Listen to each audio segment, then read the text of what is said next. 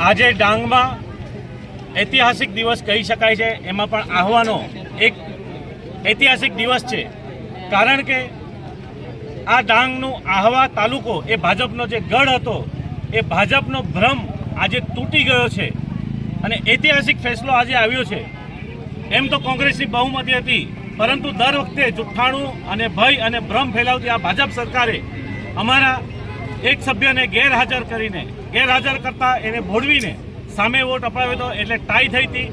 પરંતુ સત્યમેવ જયતે, સત્યનો હંમેશા વિજય થાય છે, એટલે આજે કોંગ્રેસ પેનલના બેન એ આજે બહુમતીથી આ ચિઠ્ઠીમાં એમનું નામ આવ્યું છે, એટલે આહવાની તાલુકા પંચાયત કોંગ્રેસ સમર્પિત થઈ છે।